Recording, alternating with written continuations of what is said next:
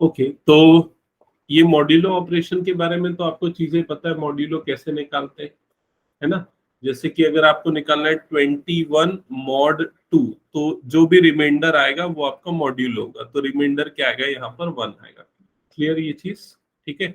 अगर मान लो कोई नेगेटिव नंबर है, जैसे कि -8 मॉड्यूलो 5, अगर ये निकालना है तो उसका मॉड्यूलो क्या आ जाएगा, कैसे निकालते हैं पता है ना, ये कैसे निकालते हैं, डिवाइड करेंगे, लेकिन रिमाइंडर हमेशा क्या आना चाहिए, पॉजिटिव आना चाहिए। तो -8 को 5 से डिवाइड करेंगे तो क्वोशिएंट यहाँ पर क्या लेंगे, -2, ठीक है। तो ये कितना हो जाएगा, -10, फिर दोनों सब्सट्रैक्ट होंगे तो ये पॉजिटिव आ जाएगा और रिमाइंडर क्या आ जाएगा, +2 आ जाएगा, ठीक है ये चीज। या फिर आप इसका कॉन्ग्रुएंट मॉड्यूलो निकाल के भी वो चीज कर सकते हो, ओके, आगे मैं बताने वाला हूँ भी, ठीक है। तो ये प्रोसेस है, मेरे ख्याल से ये चीज तो क्लियर होगी।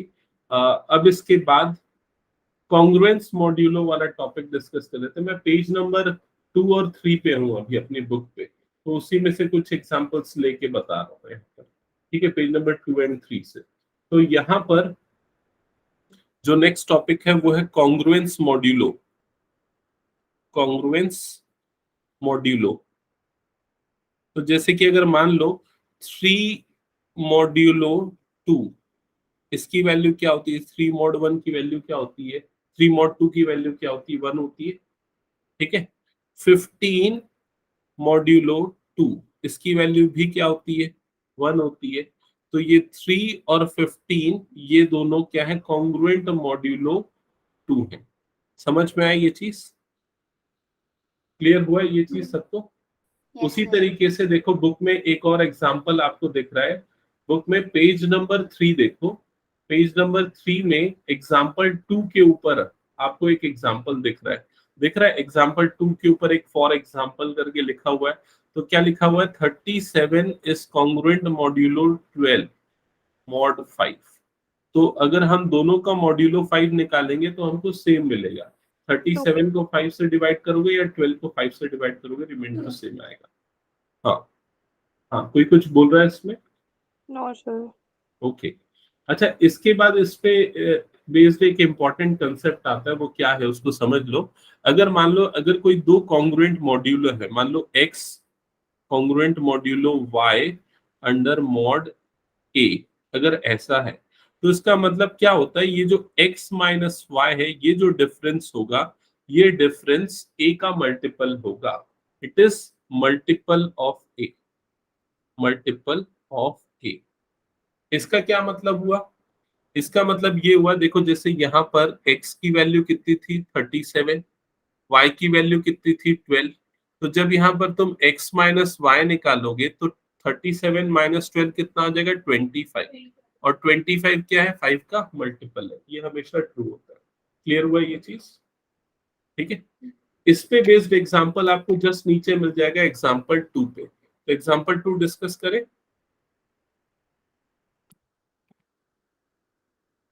तो एग्जाम्पल 2 चेक करना, देखो क्या लिखा हुआ है यहाँ पर। यहाँ लिखा है find the set of values of x satisfying this. तो यहाँ पर x कॉन्ग्रुएंट मॉड्यूलो है 12 का अंडर मॉड्यूलो 5, ये लिखा हुआ है, ठीक है। इसका मतलब x माइनस 12 जो है ये क्या होगा, 5 का मल्टीपल होगा। समझ में आई ये चीज। तो x माइनस 12 को हम 5 लैम्डा लिख सकते हैं, क्योंकि 5 का क्या है, ये मल्टीपल है। तो इसका मतलब x इज इक्वल्स टू क्या हो जाएगा, 5 लैम्डा प्लस 12, ऐसे ही होगा।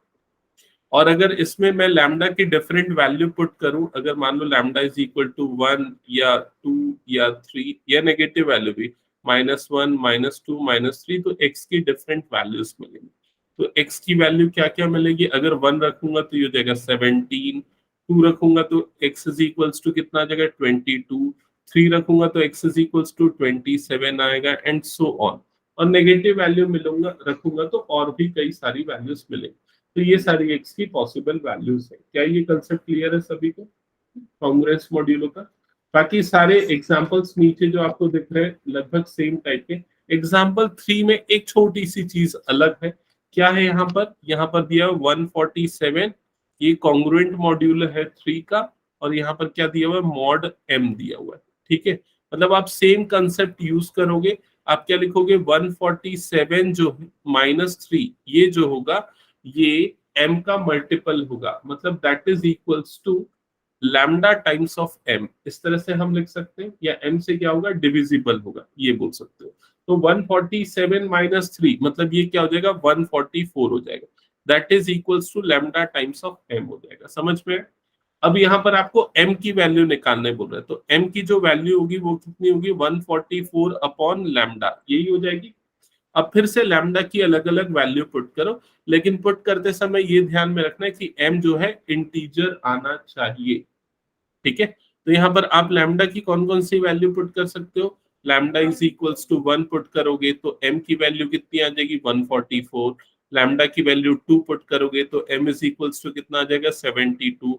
Lambda is equal to 3 put करोगे तो m की वैल्यू कितनी आ जाएगी, 48 आएगा शायद, क्या 3 4 12, 3 8 हाँ 48। फिर lambda is equals to 4 put करोगे तो 4 पुट कर सकते हैं क्या, m की वैल्यू कितनी आ जाएगी, 4 3 12, 4 6 24, 36। लैम्डा इज इक्वल्स टू 5 नहीं होगा, क्योंकि वो 5 से डिविजिबल नहीं है। समझ में? तो ये आपको m की डिफरेंट वैल्यूज मिल जाएंगी यहाँ पर। ठीक है, तो ये क्लियर है सभी को? ओके, सिमिलरली एग्जांपल 7 भी उसी के जैसा, एग्जांपल 2 के जैसा, तो उसमें तो कोई प्रॉब्लम नहीं होने वाली। आगे पढ़े, Congress modulo in an equivalence relation. तो ये रिलेशंस वाला जो कंसेप्ट है आपने क्लास 11th में पढ़ा है, डिफरेंट टाइप्स ऑफ रिलेशंस होते हैं। कौन कौन से रिलेशंस होते हैं टाइप, सिमेट्रिक, रिफ्लेक्सिव, ट्रांजिटिव। हाँ बोलो।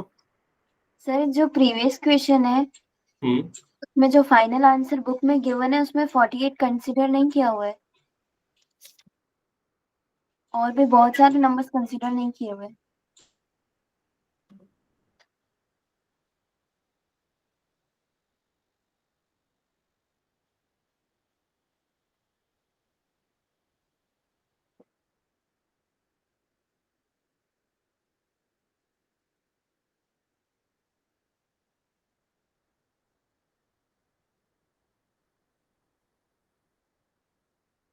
टू थ्री फोर सिक्स 8 9 12 18 16 उसने नहीं लिया ना।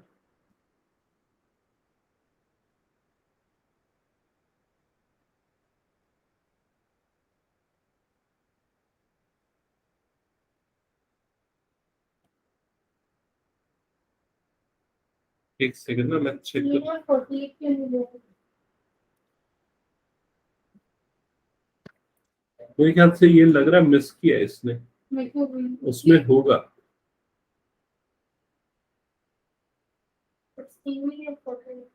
क्योंकि दोनों 144 के डिवाइजर्स है ना, ऐसा नहीं है कि डिवाइजर नहीं है। ऊपर दिया हुआ है, ऊपर लिखा है m की वैल्यूज और नीचे में उसने नहीं लिखा है।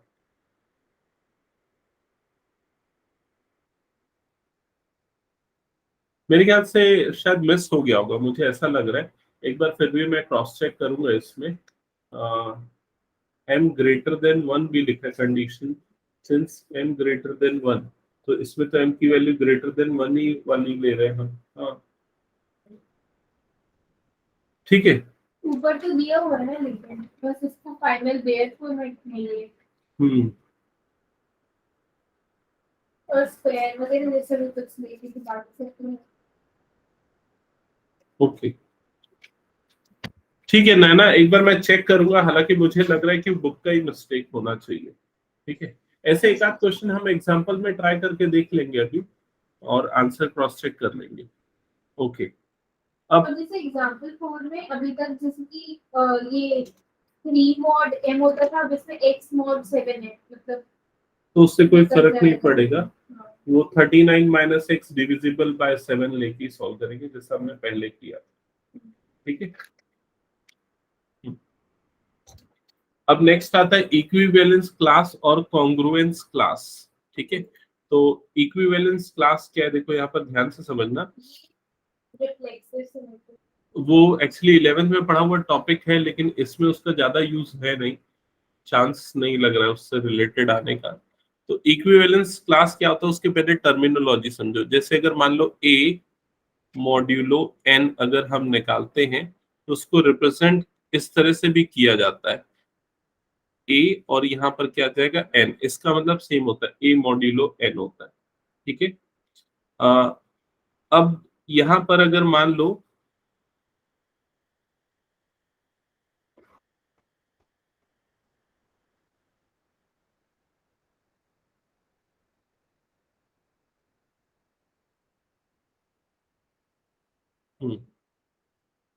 अब अगर मान लो x जो है वो कॉन्ग्रुएंट मॉड्यूलो है a का, या यहाँ पर इसने b लिया एक्चुअली, मान लो b जो है वो कॉन्ग्रुएंट मॉड्यूलो है a का, तो b congruent modulo a under modulo n, ऐसा हो जाएगा।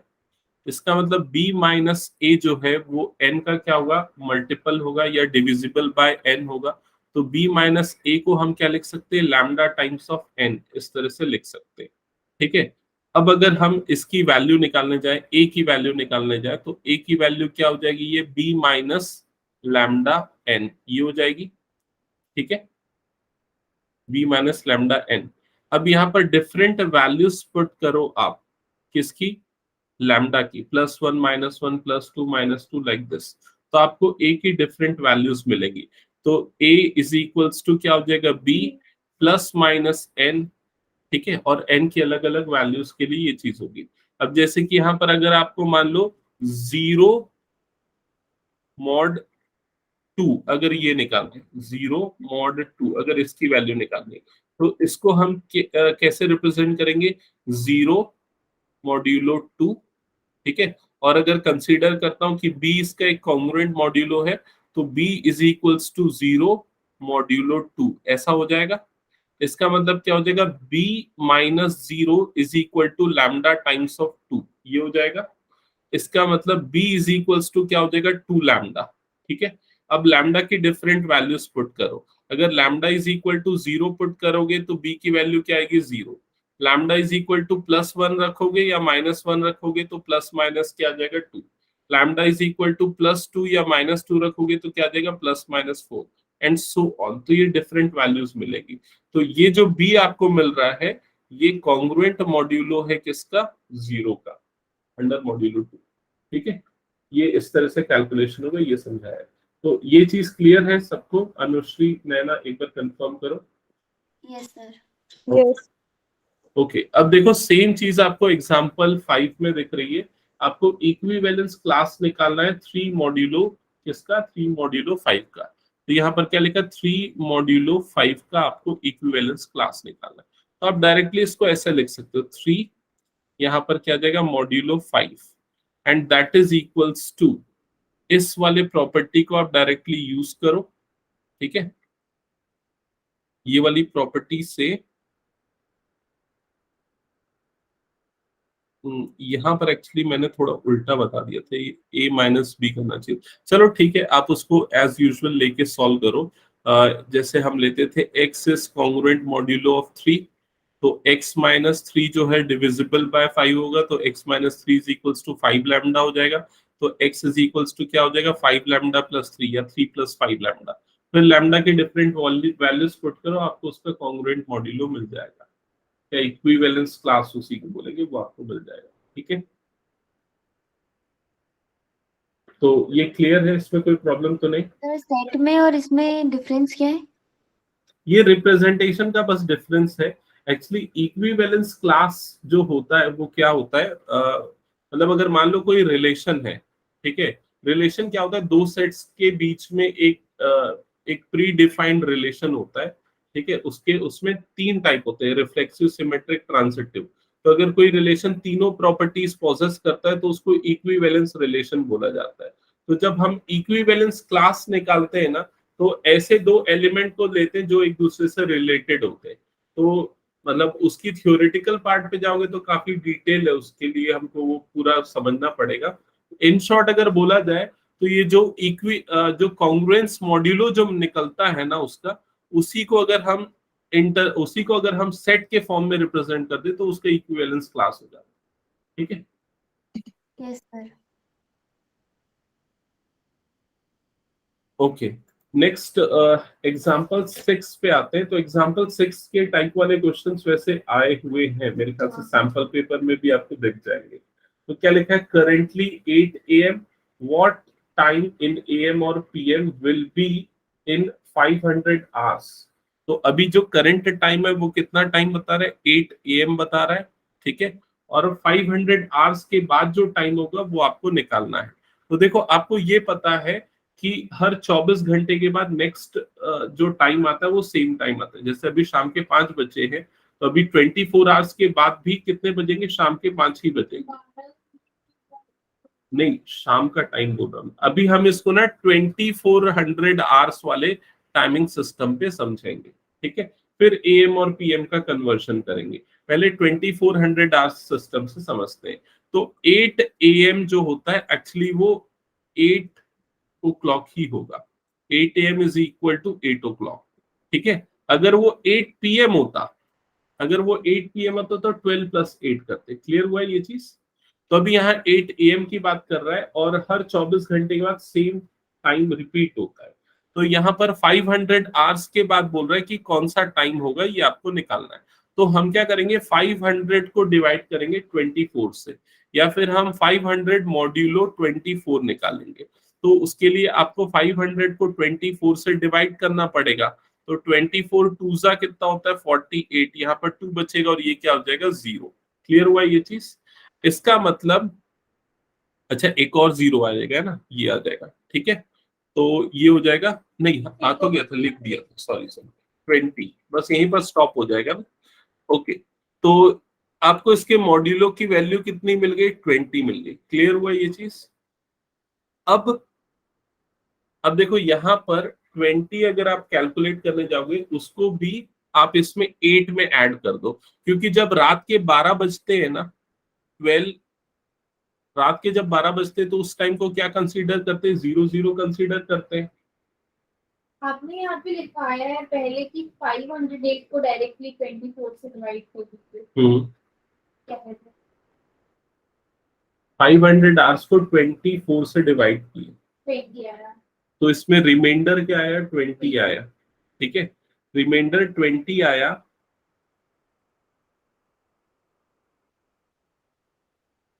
मैं बोल रही हूँ जब पिछली बार आपने पढ़ाया था तो आपने 508 को डायरेक्टली 24 से मल्टीप्लाई डिवाइड करवा दिया। वो ऑप्शन भी फॉलो कर सकते हैं, ये भी कर सकते हैं। अभी जो रिमाइंडर आया ना, उसमें 8 ऐड करना पड़ेगा एक्चुअली।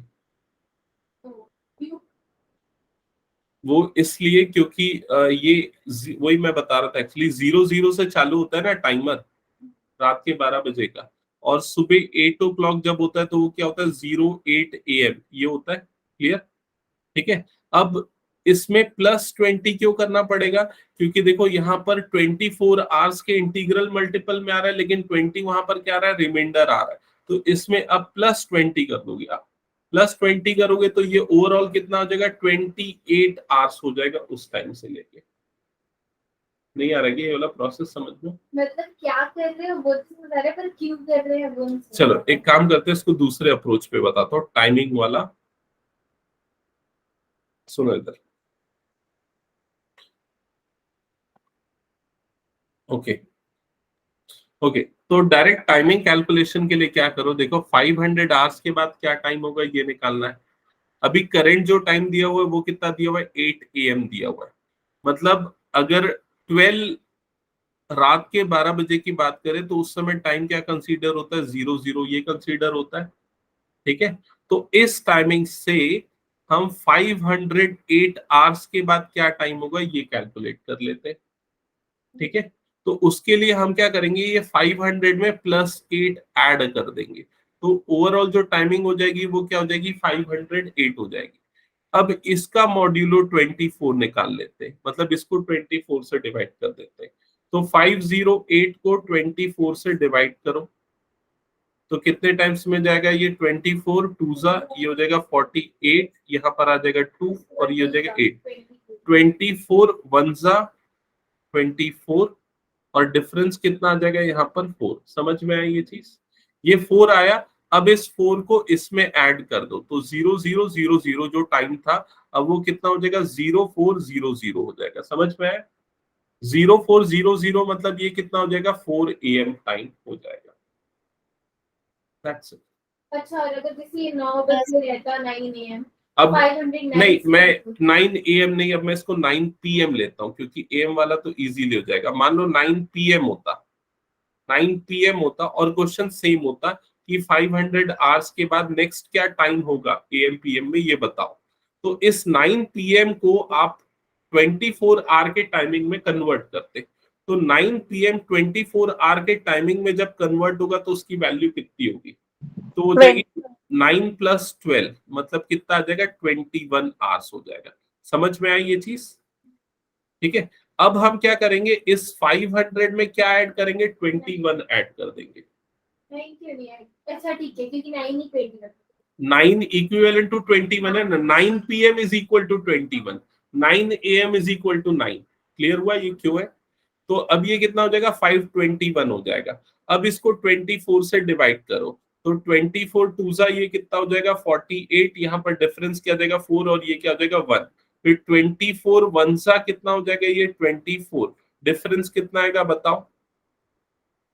ये 11 7 हो जाएगा और ये 17 हो जाएगा। समझ में? 17 आवर्स। अब इसको AM PM में कन्वर्ट करो, 5 PM 5 PM, तो ये आपका आंसर हो जाएगा। समझ में आया क्या ये सिस्टम? पर Yes. इसमें फिर पहला क्लॉक का जैसे उसमें ऐड किए थे 4, क्या?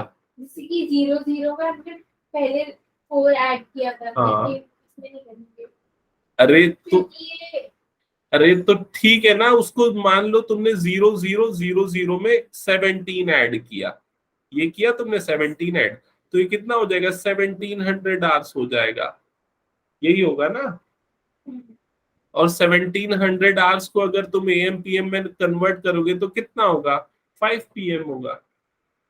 वो कैसे होगा, 12 माइनस कर देना। समझ में आया? और एक आध एग्जांपल चाहिए या क्लियर है ये टाइम वाला? एक चलो तुम लोग बना के दिखाओ, ये बुक वाला ही या कुछ सैंपल पेपर में दिया था क्या AM PM वाला क्वेश्चन? सैंपल पेपर का दे दो। सैंपल पेपर में लाइए रिया, कुछ सैंपल पेपर दिखाओ मुझे, एक आध सैंपल पेपर का क्वेश्चन ले लेते हैं। Sir page number 9 question number 12। Page number 9 question number 12 exercise का बोल रहे हो क्या? सैंपल पेपर में दिया है क्वेश्चन 4 CBSE वाला, नहीं सैंपल पेपर 3। सैंपल पेपर 3 मतलब सवाल वाला सैंपल पेपर। हाँ, पेज नंबर कितना है पता है क्या? 72 73।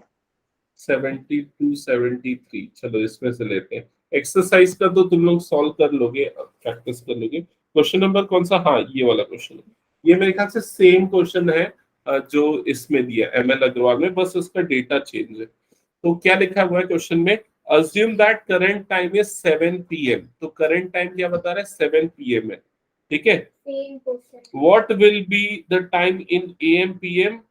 it will be after 1000 hours, तो 1000 आवर्स के बाद जो टाइम होगा AM PM में वो क्या होगा? चलो सॉल्व करो, बताओ। यहाँ कंफ्यूजन हो रहा है पूछो। और रिया तुम बोल बोल के सॉल्व करो, बताओ पहला स्टेप क्या कर रहे हो? 1900 आवर्स। हाँ पहले इसको तुम कन्वर्ट कर दे रहे हो और इसको लिख रहे हो 1900 आवर्स, सही। फिर उसके बाद 24 से डिवाइड करेंगे 1019 को। हाँ फिर उसके 19 को इसमें ऐड किया, 1019 किया और उसको डिवाइड करेंगे 24 से, ठीक है। फिर 24 कितना का 101 होता है? 24 फोरजा कितना होता है? 96। 11 हाँ 11 AM। 5 और ये रह जाएगा 9, 24 टूजा कितना होगा 48, तो यहाँ पर कितना आ जाएगा 11, तो आंसर कितना आ जाएगा 11 AM। खत्म। समझ गए ना? Yes sir. तो अभी टाइम वाले में तो कोई इशू नहीं जाने वाला होगा मेरे ख्याल से। एक सेकेंड, फिर ये 11 AM आया। अगर वो 13 आ जाता मान लो रिमाइंडर, तो क्या होता तुम्हारा आंसर? 1 1 PM। अभी 11 है। अगर वो नंबर 12 या 12 से छोटा है, वो फोन सिस्टम में से हाँ हाँ ठीक है,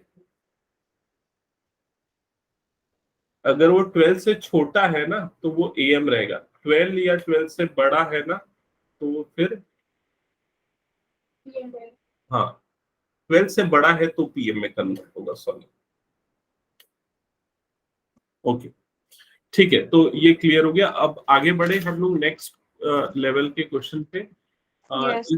इसके बाद देखो नेक्स्ट क्या है, ये टाइमर वाला प्रॉब्लम हमने डिस्कस किया।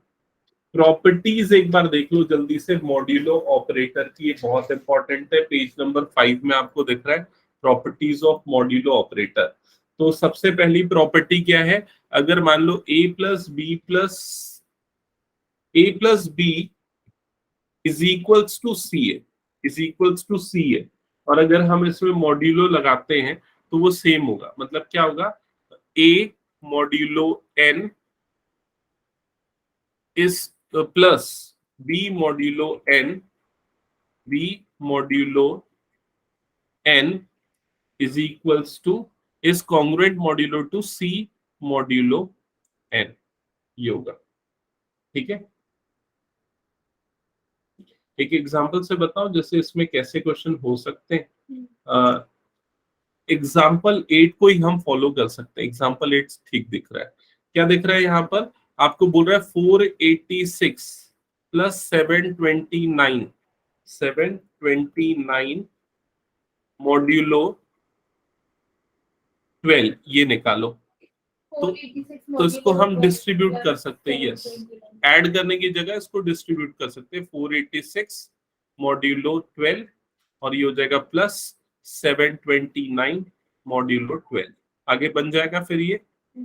फिर दोनों के सेपरेट मॉड्यूलो निकाल के ऐड कर देना। अच्छा, इसी एग्जांपल को आगे फॉलो करते, जैसे कि अगर इसका आप मॉड्यूलो 12 निकालोगे ना तो वो कितना आ जाएगा पता है, 6, ठीक है, और इसका जब मॉड्यूलो 12 निकालोगे ना तो ये कितना आ जाएगा, 9, और ये जो आया ना, हाँ डिवाइड करना ही पड़ेगा उसमें, और कुछ वो नहीं है, ठीक है, बाकी वो ट्रिक है, अगर आप उसको 12 के मल्टीपल, वो भी तो आखिरकार वही चीज है, ठीक है। तो ये जब इसको डिवाइड करोगे तो ये आ जाएगा 6 मॉड्यूलो 12, ठीक है, जब इसको डिवाइड करोगे तो ये कितना आ जाएगा, 9 modulo 12।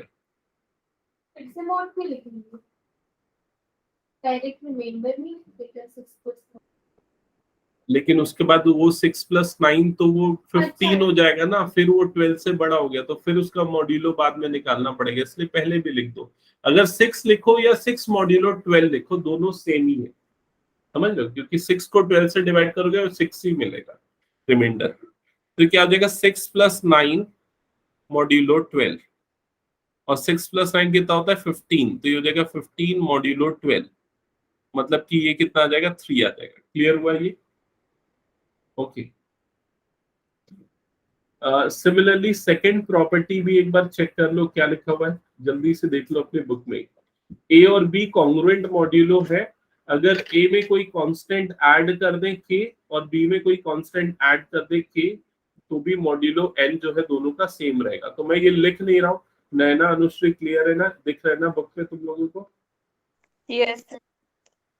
Similarly A is congruent modulo B और C is congruent modulo D, modulo N same है दोनों के लिए, तो A plus C is equals to क्या हो जाएगा, B plus D mod N, ठीक है। और सेम चीज जो है, अगर दो कॉन्ग्रुएंट मॉड्यूलो है तो दोनों के नेगेटिव भी कॉन्ग्रुएंट मॉड्यूलो होंगे फॉर मॉड N। ये सारी प्रॉपर्टीज है। अब इस पे बेस्ड एग्जांपल कर लो तो ज्यादा बेस्ट रहेगा, ज्यादा ठीक रहेगा। ये एडिशन वाले थे ना, इसके बाद मल्टीप्लिकेशन वाले हैं। इसमें एग्जाम्पल, जैसे एग्जाम्पल 9 भी आप फॉलो कर सकते हो, इसी टाइप से बनेगा, इसमें कोई डाउट तो नहीं, एक बार चेक कर लो। एक्सरसाइज से एक आध क्वेश्चन लूं क्या इस पे बेस्ड? एक्सरसाइज पे अगर आप चाहो तो आप कौन कौन से क्वेश्चन कर सकते हो। एक्सरसाइज 1.1 का क्वेश्चन नंबर फर्स्ट का 4th पार्ट, ये इसी से बनेगा, दिख रहा है ना, फर्स्ट का 4th पार्ट। तो 57 मॉड्यूलो 11 कितना आएगा? 57 मॉड्यूलो 11 बताओ कितना आ जाएगा? 2 2 आएगा। माइनस 42 मॉड्यूलो 11 कितना आएगा? 42 मॉड्यूलो 11 3 नहीं 9 9 आएगा। तो ये आ गया 9 और यहाँ पर क्या आ जाएगा? मॉड्यूलो 11 ऐसे ही आ जाएगा। कैसे 1 आएगा? अरे अभी पूरा तो करो। 2 माइनस 9, 2 माइनस 9 कितना हो जाएगा? ये 2 माइनस 9 -7 हो जाएगा। तो -7 मॉड्यूलो 11 हो जाएगा। क्लियर हुआ ये चीज? अब उसके बाद आपको अगर इसका मॉड्यूलो निकालना है नेगेटिव नंबर का, तो आसान ट्रिक क्या है पता है? ये जो भी है, अगर मान लो ये छोटा है तो -7 में 11 को ऐड कर दो, तो यहाँ पर क्या मिल जाएगा? इसका मॉड्यूलो 4 मिल जाएगा। नहीं आया समझ में? आ गया ना? हाँ ठीक है। तो ये वाला क्वेश्चन हो गया। इसके अलावा फर्स्ट का 5th पार्ट भी ऐसे ही बनेगा, सेम प्रॉपर्टी से हो जाएगा। ये भी क्वेश्चन नंबर 2 ये भी सेम प्रॉपर्टी से बनेगा। डायरेक्ट आंसर पूरा चलेगा। हाँ अच्छा, डिवाइड करने की जरूरत नहीं। करना है तो कर लो। ये -7 को डिवाइड करो 11 से, तो क्वोशिएंट क्या लोगे? यहाँ पर -1 लोगे, तो ये -11 आएगा। फिर सब्सट्रैक्ट होने के लिए ये प्लस बन जाएगा, तो रिमाइंडर 4 हो जाएगा। ठीक है? हाँ। क्वेश्चन 2 एक बार चेक कर लो। क्वेश्चन 4 उसके बाद क्वेश्चन नंबर 4 चेक करो। 4 बन जाएगा। नैना, अनुश्री, यस सर। मतलब मॉड्यूलो 6 निकालना है, मॉड 6 निकालना है। रिया बताओ कंफर्म वो बन जाएगा? ऐसे ना 987 mod 6 प्लस हाँ, फिर जो भी आएगा फिर सबको प्लस करना, फिर मॉड 6 निकालना। ठीक है? ओके। अब मल्टीप्लिकेशन की प्रॉपर्टी हम एक बार चेक कर लेते हैं। चलो मल्टीप्लिकेशन की प्रॉपर्टी, यहाँ पर पहले प्रॉपर्टी देखो ना, पेज नंबर 6 पे। पेज नंबर 6 पे मैं लिख नहीं रहा हूँ प्रॉपर्टीज को, देख लो एक बार। जैसा एडिशन में होता है ना, a into b is equals to c अगर है तो मॉड्यूलो हम अप्लाई कर सकते हैं, वैसा यहाँ भी होगा। स्केलर मल्टीप्लिकेशन करे या ये करे तो 1 2 3 ये तीनों प्रॉपर्टी तो सेम एज इट इज है, कोई प्रॉब्लम तो नहीं है। एग्जाम्पल 10 एक बार क्रॉस चेक कर सकते हो, ये प्रॉपर्टी पे बेस्ड है। तो एग्जाम्पल 10 में जैसे आपको दिख रहा है, क्या दिख रहा है? 186 इंटू 93 मॉड्यूलो 7, आपको ये निकालना है। तो आप इसको क्या लिख सकते हो? 186 मॉड 7 इंटू 93 मॉड 7। फिर दोनों का मॉड 7 निकालना, तो एक का 4 आ रहा है, दूसरे का 2 आएगा, तो 4 इंटू 2 मॉड 7। 4 2 सा कितना हो जाएगा? 8। तो ये कितना हो जाएगा? 8 मॉड 7। और 8 मॉड 7 की वैल्यू कितनी होगी? 1। क्लियर ये रिया? ओके। इसके बाद जो सबसे ज्यादा क्वेश्चन आता है ना, property of exponent in modulo arithmetic, इस पे बेस्ड क्वेश्चन आने के चांस सबसे ज्यादा होते हैं। ठीक है? जो आपको पेज नंबर 7 पे दिख रहा है, तो पेज नंबर 7 वाली प्रॉपर्टी देख लो। अगर a और b कॉन्ग्रुएंट मॉड्यूलो है मॉड n, ठीक है, तो a raise to power k congruent modulo होगा b raise to power k mod n पे। ठीक है? ये प्रॉपर्टी। ओके। अब देखो इसी को अप्लाई करके एग्जाम्पल नंबर 14 हम समझते हैं, और इस तरह के बहुत सारे क्वेश्चंस आपको मिल जाएंगे। अगर आपको निकालने बोला है 3 रेस टू पावर 16 मॉड्यूलो 4, अगर ये निकालना है, ठीक है, तो देखो कैसे निकालेंगे। सबसे पहले हम 3 का एक कॉन्ग्रुएंट मॉड्यूलो 4 निकाल लेंगे। ठीक है? 3 का कॉन्ग्रुएंट मॉड्यूलो 4 क्यों बोल रहा हूं? क्योंकि उससे इजी हो जाएगा। ठीक है?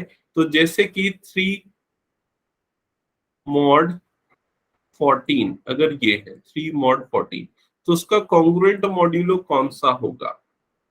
या ऐसे लेने से अच्छा इसको ऐसे छोटे पावर में ले। रुक जाओ एक मिनट।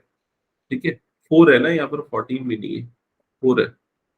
ओके, तो ये करो, इसकी छोटी टर्म लो पावर में। ठीक है? क्योंकि पावर 16 तो कैलकुलेट करना पॉसिबल नहीं है, तो 3 स्क्वायर ले लो। तो 3 स्क्वायर की वैल्यू क्या होती है? 9 होती है। ठीक है? तो ये हो गया 9 हो गया। और 9 मॉड 14 कितना होता है, 9 मॉड 4 कितना होता है? 9 मॉड 4 की वैल्यू कितनी होती है? 1 होती है भैया। 9 मॉड 4 की वैल्यू होती है 1, ठीक है। और 1 मॉड 4 की वैल्यू भी क्या होती है?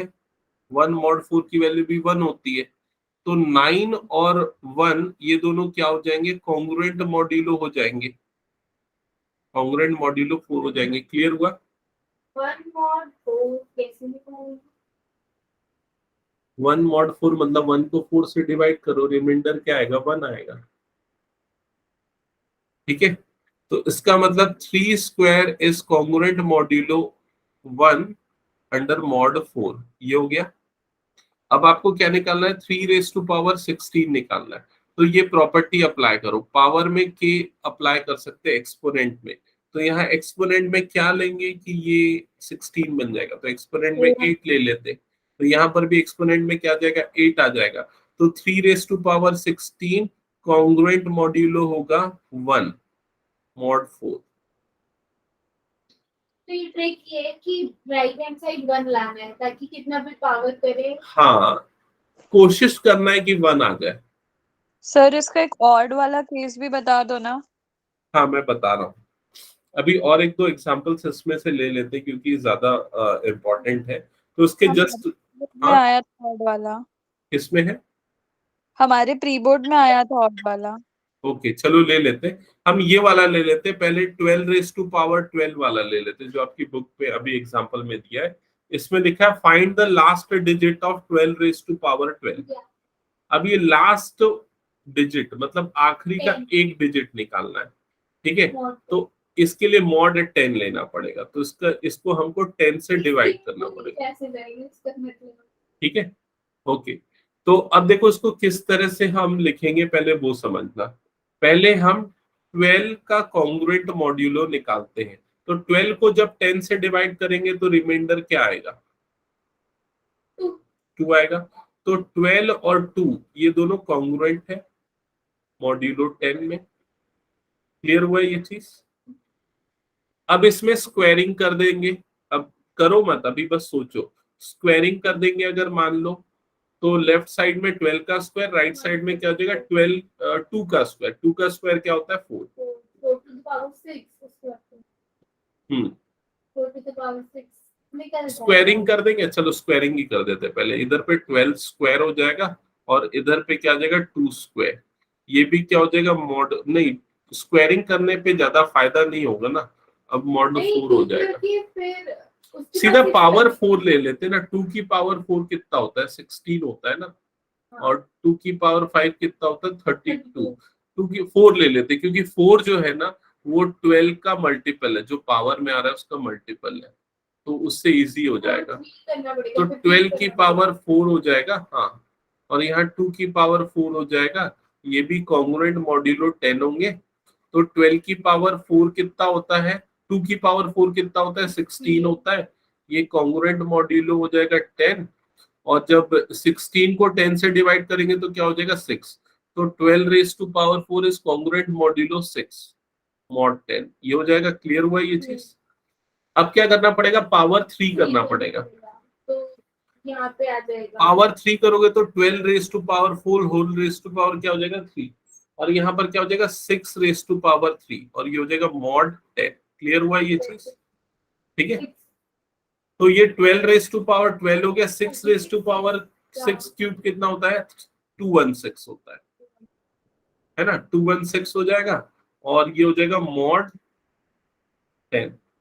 तो 216 मॉड 10 कितना होता है? 6 होता है ना। नहीं, एक डिजिट जाता है ना, अच्छा से लास्ट डिजिट लेते हैं। डिवाइड करेंगे, रिमाइंडर लिखेंगे ना, तो रिमाइंडर में लास्ट डिजिट आएगा, तो वो क्या आ जाएगा? 6। ठीक है, और बताओ कौन सा क्वेश्चन करना है इस टाइप का? ऐसे टाइप के एक दो बताओ क्या दिया था फ्री कोड में तुम लोग? कोई सा ऑड वाला बता दो, क्वेश्चन तो नहीं है अभी। ये बुक का ही कर लें क्या? हाँ, हाँ 17 रेज़ टू पावर 17 कहाँ है? Page number 9 question number 10। Question number 10 page number 9। तो 17 रेज टू पावर 17, ठीक है, इसका क्या बोल रहा है, लास्ट डिजिट निकालना है, मतलब क्या करना पड़ेगा, मॉड 10 निकालना पड़ेगा। समझ में आई ये चीज? ओके, तो सबसे पहले ना हम छोटे नंबर से स्टार्ट करें क्या? 7 भी ले सकते। 17 का स्क्वायर याद है ना सबको? याद नहीं है तो 17 से 17 रेज टू 17 को ब्रेक नहीं कर सकते? कैसे?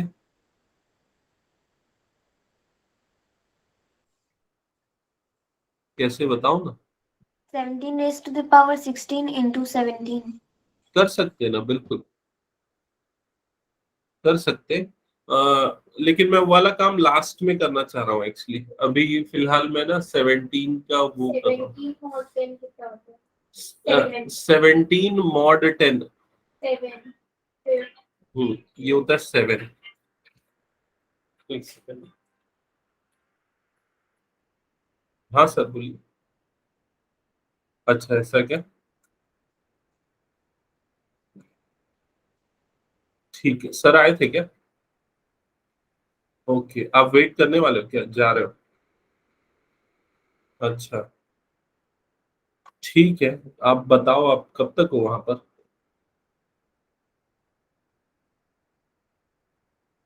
हाँ लगभग चांस तो है। वही आपके निकलने तक, आपका जो निकलने का टाइम रहता है। हाँ हाँ हाँ हाँ, ठीक है ठीक है।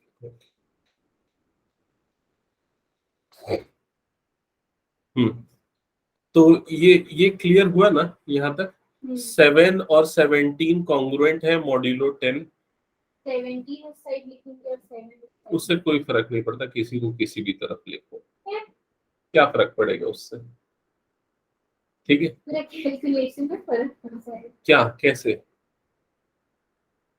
ठीक है, क्लियर। स्क्वायरिंग करें हम, दोनों के स्क्वायरिंग भी कॉन्ग्रुएंट मॉड्यूलो होंगे, मॉड्यूलो 10। क्लियर? पर देखो ना, अगर आप ऐसे 7 इस साइड लिखोगे तो ये वाले नंबर में 17 स्क्वायर करना पड़ेगा, इधर 7 लिखते तो 49 ऐसे करना पड़ता है, मतलब तो भी कैलकुलेशन कर सकते हैं ना, क्या प्रॉब्लम है? ये 49 कर दो यहाँ पर भी, और ये क्या हो जाएगा, 17 स्क्वायर मॉड्यूलो 10, ऐसा कर सकते हैं। फिर वो जो 49 है, 49 का मॉड्यूलो 10 निकाल लो। 49 का मॉड्यूलो 10 कितना होता है? 9 9। होता है। तो 9 और ये हो जाएगा 17 स्क्वायर मॉड्यूलो 10। ऐसा बस वही देखना था कि 17 स्क्वायर तो वो करते थे। 17 स्क्वायर को करने की हाँ, कोई जरूरत वही, इसलिए नहीं, मैं 17 की पावर को बढ़ाते वही। जाना है, उसमें स्क्वायरिंग नहीं करना है हमको, ठीक है? अब फिर से एक बार और स्क्वायर करते हैं। एक बार और स्क्वायर करना क्यों एडवांटेज है हमारे लिए, ये समझो, क्योंकि 9 का स्क्वायर कितना होता है? 81 1 आ जाएगा फिर। 81 और वो 1 आ जाएगा, तो इसलिए हम फिर से स्क्वायरिंग करेंगे। तो एक बार और स्क्वायरिंग करोगे तो यहाँ पर आ जाएगा 9 का स्क्वायर, ये कॉन्ग्रुएंट मॉड्यूलो होगा, और 17 का स्क्वायर और उसका भी स्क्वायर, मतलब क्या बन जाएगा, 17 की पावर 4 मॉड्यूलो 10, ये हो जाएगा। क्लियर? 81 कॉन्ग्रुएंट मॉड्यूलो, ये क्या हो जाएगा, 17 टू द पावर 4 मॉड्यूलो 10, ऐसा हो जाएगा। अब 81 मॉड्यूलो 10 कितना होता है, 1, तो 1 और ये कॉन्ग्रुएंट मॉड्यूलो हो जाएगा 17 टू द पावर 7 मॉड्यूलो 10। यहाँ तक क्लियर हुआ? हाँ, अभी क्या डाउट है? अब क्या ले पावर में, अब एक्सपोनेंट में क्या ले, ये पूछना है तुम्हारा, कि उससे हमको 17 मिल जाए क्या, ये तुम्हारा क्वेश्चन है। तो हड़बड़ाओ मत ना, मैं बता रहा हूँ ना। 17 अगर नहीं मिल रहा है एक्सपोनेंट में कुछ भी लेने से, तो उसके नियर बाय नंबर लेने की कोशिश करो जो उससे छोटा है, मतलब क्या, 16। तो यहाँ पर दोनों का एक्सपोनेंट क्या कर देंगे, 4 कर देंगे, होल टू दी पावर 4, और ये भी क्या हो जाएगा, होल टू दी पावर 4। क्या ये क्लियर हुआ? यस और नो, एक्नॉलेज करो जल्दी। Yes sir. तो लेफ्ट साइड में 1 की पावर 4 तो 1 हो जाएगा, और ये 17 टू दी पावर कितना आ जाएगा, 16, और ये कॉन्ग्रुएंट मॉड्यूलो होगा किसका, 10 का। क्लियर हुआ ये चीज? ओके, अब इसके बाद देखो हम क्या करेंगे, इसके बाद ही सबसे बड़ा प्रॉब्लम है तुम लोगों को ना, ठीक है? तो देखो इधर पे क्या करेंगे, इसमें ना मैं एक प्रॉपर्टी तुम लोगों को बता रहा हूँ, पहले वो प्रॉपर्टी तुम ओपन करो पेज नंबर 6 में। पेज नंबर 6 में आपकी बुक के, उसमें जो property of multiplication in modulo arithmetic लिखा है ना, उसकी थर्ड प्रॉपर्टी समझो।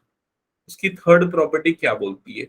अगर ए और बी कॉन्ग्रुएंट मॉड्यूलो एन है, ठीक है, सी और डी ये दोनों भी कॉन्ग्रुएंट है मॉड्यूलो एन, ठीक है, तो उसके बाद क्या लिखा है? इट इम्प्लाइज या then A into C congruent modulo होगा B into D mod N में। ये चीज क्लियर हुई सबको, ये प्रॉपर्टी?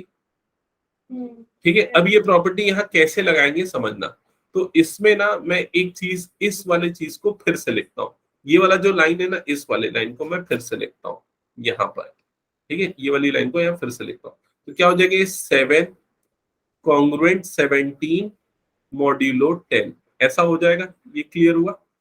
अब ये वाली प्रॉपर्टी अप्लाई करते हैं।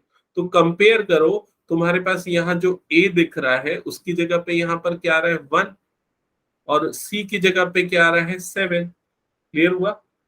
और राइट साइड में कंपेयर करो, बी की जगह पे क्या आ रहा है? 17 की पावर 16, और डी की जगह पे क्या आ रहा है? 17, और दोनों में मॉड 10 है। तो हम इसको ऐसा लिख सकते हैं ना, ऐसा लिखेंगे तो लेफ्ट साइड में 1 इंटू 7 मल्टीप्लाई होके क्या हो जाएगा? 7, और राइट साइड में ये दोनों मल्टीप्लाई होके क्या होंगे? 17, और ये क्या हो जाएगा? मॉड 10। यही होगा, मतलब तुम्हारा आंसर कितना आएगा? 7 आएगा। और ये प्रॉपर्टी लिख के आनी पड़ेगी? नहीं लिखना है। लिखना है मतलब? लिखना चाहिए अगर ये मार्क्स इसका ज्यादा रहा तो, लेकिन अगर ये 1 या 2 मार्क्स का क्वेश्चन रहा, ये 1 या 2 मार्क्स का आता है? 2-3 मार्क्स का तो आना चाहिए ये।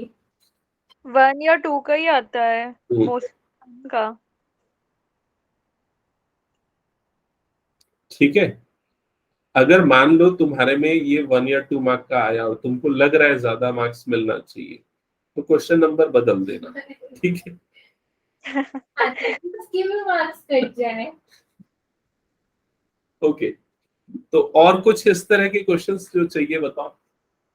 तो बताना तो पड़ेगा ना, मल्टीप्लाइंग दिस बाय दिस। हाँ, इक्वेशन 1, इक्वेशन नहीं एक्चुअली इसको स्टेटमेंट 1 बोलना चाहिए, बाय स्टेटमेंट 1 एंड 2, या ऐसा भी लिख सकते हो तुम लोग। ये देखो मैंने इस साइड से किया था, थोड़ी होता है। हाँ ठीक है, उससे कोई फर्क नहीं पड़ता, और ये ज्यादा मतलब इसके एक्सप्लेनेशन, इसका प्रोसेस समझ में आना ज्यादा इम्पोर्टेंट है। वे ऑफ राइटिंग और थोड़े से स्टेप्स दिखने के। Yes. ऐसा एक और क्वेश्चन दो ना, कौन सा? ऐसा एक और क्वेश्चन दो ना। ऐसा एक और क्वेश्चन दूं? तो ये इसके बाद वाला ही कर लो, 2⁻20 वाला, लास्ट 2 डिजिट निकालना है, मॉड 100 लेना पड़ेगा। बन जाएगा, या उसके अलावा कोई और दूसरा दूं? और रहनी चाहिए वैसा वाला दो। तो और चाहिए, और चाहिए और चाहिए, ऑड पावर वाले चाहिए। तो चलो इसमें देखते हैं कुछ है क्या सैंपल पेपर में, या फिर हम मन से मैं मन से दे सकता हूँ, कुछ क्वेश्चन दे दूं। चलो एक क्वेश्चन मैं मन से दे देता हूँ, ठीक है? मैं ये दे रहा हूँ 13⁻13, लास्ट डिजिट निकालो, लास्ट डिजिट निकालो।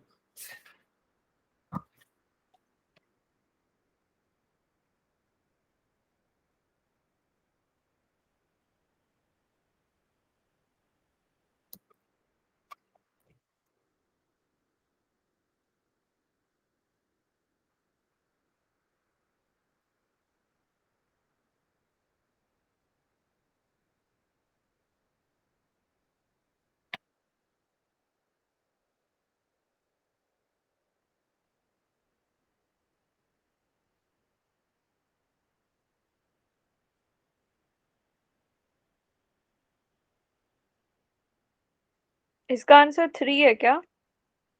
हाँ शायद ऐसे ही लग रहा है। ऐसा क्या होगा ना, 3 और 13 मॉड 10, फिर स्क्वायर किया होगा तो 9,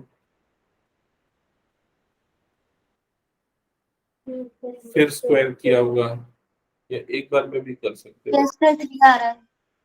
हाँ हाँ, फिर ये जाएगा 1, आ गया ना, बन गया ना सबका। फिर उसके पावर में कितना लिया होगा, 3 सा क्यूब किया होगा दोनों तरफ, यहाँ हो जाएगा 12।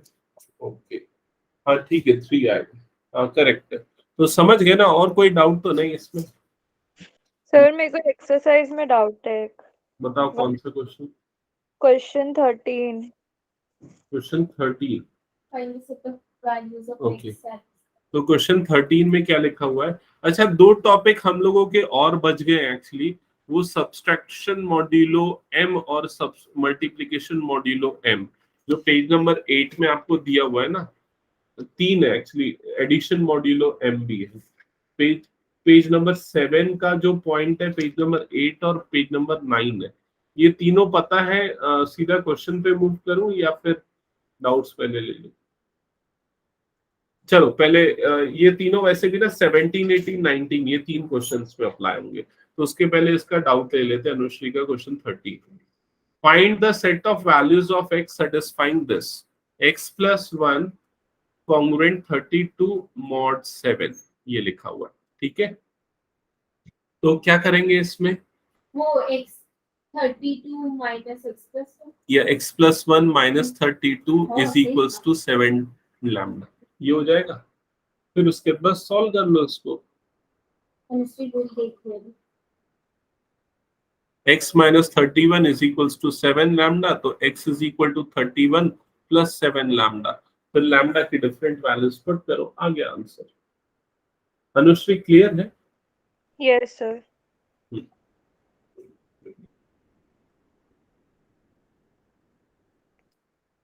ओके, तो क्वेश्चन नंबर 16 तक में अगर कोई भी डाउट है या कोई क्वेश्चन एक्सरसाइज 1 का, तो बता दो।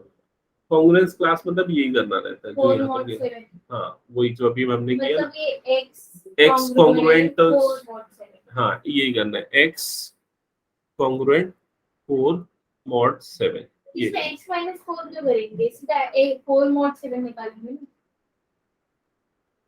ऐसे ही करना है ना, इसके कॉन्ग्रुएंट मॉड्यूलो निकालना है, मतलब x की पॉसिबल वैल्यू, x के सेट निकालने, x के एलिमेंट निकालने। x - 4 तो उससे 7 लैम्डा। हाँ, x - 4 = 7 लैम्डा, तो x = 4 + 7 लैम्डा, फिर उसके वैल्यू पुट करते जाना।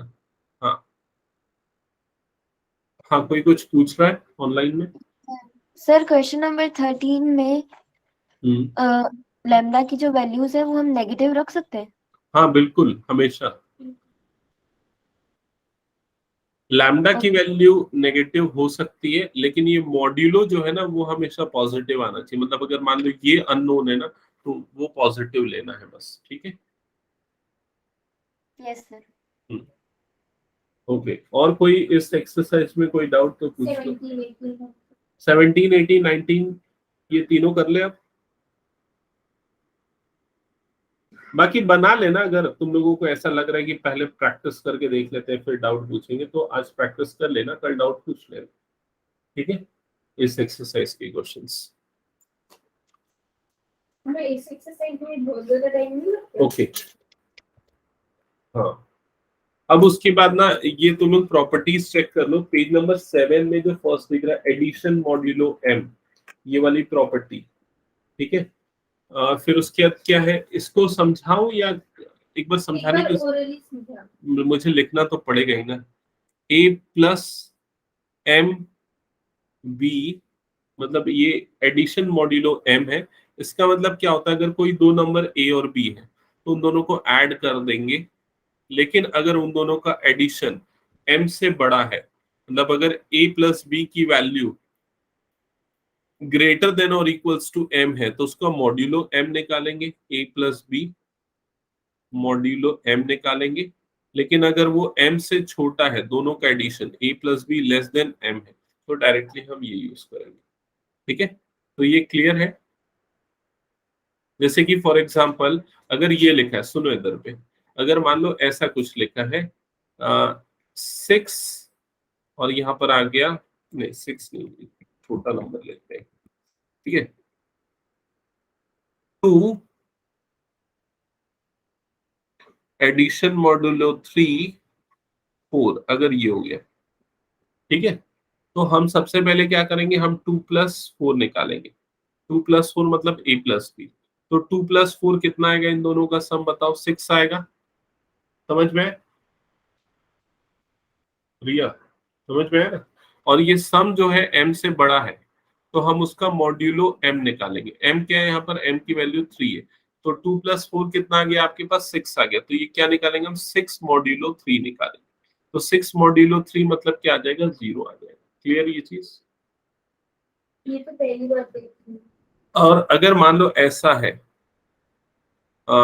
2 एडिशन मॉड्यूलो 6 और यहाँ पर आ रहा है 3, मतलब अगर मान लो ऐसा है तो आप डायरेक्टली 2 + 3 कर दो, तो 2 + 3 क्या हो गया, 5, वो 6 से छोटा है तो ये आपका आंसर हो गया। बताओ, या मॉड 6 निकाल लो तो भी चलेगा, मतलब सिंपल ये करना है, दोनों को ऐड करना है और जो मॉड्यूल है वो निकाल देना है। ठीक है, बड़ा हुआ तो निकालना है वरना वही आंसर है। हाँ, और सब्सट्रैक्शन में भी वही चीज होगी, दोनों को सब्सट्रैक्ट करना है फिर मॉड्यूलो निकाल देना। मल्टीप्लिकेशन में भी वही चीज होगी, बड़ा होगा तो। और अगर छोटा होगा तो भी निकाल दोगे तो क्या फर्क पड़ जाएगा। जैसे अगर मान लो तुम्हारा छोटा हुआ, तुमने ऐड किया 5 आया, तुम निकाल लो मॉड्यूलो 6 इसका, तो क्या आएगा, 5 ही तो आएगा, गलत थोड़ी ना हो जाएगा आंसर। समझ में आया ये चीज, मतलब ऐड करके मॉड्यूलो निकाल देना। हाँ, खत्म। अब क्वेश्चन 17 देखो एक बार क्या लिखा हुआ है। क्वेश्चन 17 में लिखा है find addition modulo 7 if a and b are. तो आपको a दिया हुआ है 12, b दिया हुआ है 6 और इसका एडिशन मॉड्यूलो 7 निकालना है। तो क्या करोगे, दोनों को ऐड करोगे, एडिशन कितना आएगा 18 और उसका मॉड 7 निकाल दोगे, तो क्या आएगा आंसर। जीसी प्रॉपर्टी बनाने की जरूरत ही क्या थी, अगर डायरेक्टली से ऐड करते हैं। ठीक है, ऐसे लिखना पड़ेगा 7 नीचे। हाँ, वो एडिशन मॉड्यूलो कि ऐसे सिंबल है, 6 डायरेक्टली लिख के कर सकते कर देना। ये 1 मार्क का क्वेश्चन है, मैं कितने बार बोल रहा हूँ, इसमें ज्यादा स्टेप मार्किंग मैटर नहीं करेगी। ठीक है, हैं। नेक्स्ट क्वेश्चन बताओ जल्दी से। 14 +6 19। हाँ 14 आएगा, 8 + 6 14 होता है, 14 14 मॉड्यूलो 19 मतलब 14 ही होगा। ठीक है, फिर उसके बाद 18th क्वेश्चन बन जाएगा। 18th क्वेश्चन 15 - 4 कितना होता है, 11, 11 मॉड 8 निकाल लो तो कितना आएगा, 3। खत्म, समझ गए ना। यस सर 18th का सेकंड पार्ट 20 - 12 कर दो, कितना हो जाएगा 8, 8 मॉड 12 कितना होगा 8। खत्म हो गया 19। ये 1 मार्क का क्वेश्चन है। हाँ, ठीक है, ये 1 मार्क ऐड करें। मल्टीप्लिकेशन मॉड्यूलो भी वैसा ही होगा। 35 मॉड 8 कितना हो जाएगा 3। नहीं 8 4 हाँ, 4 32, रिमाइंडर तो 3 आएगा। ठीक है, तो स्किप कर, फिर कंप्लीट खत्म कर दो इस एक्सरसाइज को, आगे बढ़े। सर प्लीज आगे बढ़ो। ओके, इसके बाद सेकंड एक्सरसाइज तो डिलीटेड है। अब हम आ जाते हैं थर्ड एक्सरसाइज में। तो थर्ड एक्सरसाइज कौन सा वाला है, एलिगेशन और मिक्सचर। मेरे ख्याल से ना उसको बाद में करते हैं हम, 1.3 पहले कर लेते हैं, speed distance time. Board sorry 1.4 पहले कर लेते हैं, ये अपस्ट्रीम डाउनस्ट्रीम, क्योंकि उसके आने के चांसेस थोड़े ज्यादा रहते हैं, है ना। वही तो उसको अच्छे से करेंगे तो ज्यादा ठीक रहेगा। और उसके बाद वो जो टैप वाला क्वेश्चन है ना, टैप, हाँ, पाइप्स एंड सिस्टम्स, ये दोनों नहीं आ रहा है, पार्टनरशिप नहीं आ रहा है। नहीं, ये दोनों से ज्यादा चांस है आने का इसमें, है ना।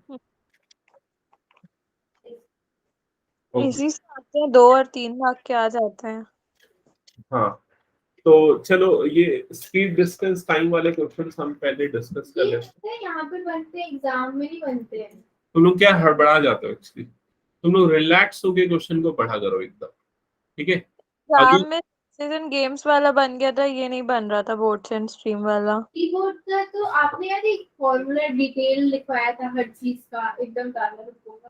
चलो अब अभी उस पर डिस्कशन नहीं करते। सबसे पहला तो तुम लोगों को ये पता होना चाहिए स्पीड इज इक्वल्स टू क्या होता है, डिस्टेंस अपॉन टाइम। इसके डिफरेंट फॉर्म्स भी पता होने चाहिए। तो distance is equals to speed into time और time is equals to distance upon speed. Okay, यहाँ तक क्लियर। अब इसके बाद आते हैं सिचुएशंस पे। तो मान लेते हैं यहाँ तुम्हारी ये स्ट्रीम है ठीक है, स्ट्रीम का डायरेक्शन ये है, बोट का डायरेक्शन भी ये है, सेम है। तो इस सिचुएशन को बोलते हैं डीएस, मतलब कि डाउनस्ट्रीम। अब अगर हम इसमें हमेशा एक कंसीडरेशन करेंगे कि बोट की स्पीड लेंगे x किलोमीटर पर आवर और स्ट्रीम की स्पीड लेंगे y किलोमीटर पर आवर, तो जो इफेक्टिव स्पीड होगी इस केस में वो कितनी हो जाएगी, x plus Y kilometre per hour. यहाँ तक क्लियर? फिर सेकंड सिचुएशन या सेकंड केस पे आते हैं, जब आपका स्ट्रीम का डायरेक्शन और बोट का डायरेक्शन अलग है। ये हो गया, ये हो गया, ठीक है। यहाँ पर ये वाली स्ट्रीम की स्पीड हो गई y किलोमीटर पर आवर और बोट की डायरेक्शन चेंज है, तो इस सिचुएशन को बोलते हैं अपस्ट्रीम। मैं बाकी डिटेल नहीं लिख रहा हूँ। इफेक्टिव स्पीड जो हो जाएगी वो क्या हो जाएगी, x minus Y kilometre per hour. यहाँ तक क्लियर? ठीक है, इसको ऐसे करके भी साइड कर सकते हैं। नहीं होता है वो साइड, तुम्हारे फोन में ड्राइव किया था, तुम्हारे फोन में नहीं। अच्छा ओके, तो ये क्लियर ना? अब इसके बाद हाँ क्या बोल रहा था मैं, हाँ अपस्ट्रीम और डाउनस्ट्रीम की स्पीड हो गई। तो ये ध्यान में रखो, नोट पॉइंट क्या है कि अपस्ट्रीम डाउनस्ट्रीम की स्पीड ये होगी, अपस्ट्रीम की स्पीड ये होगी, ठीक है।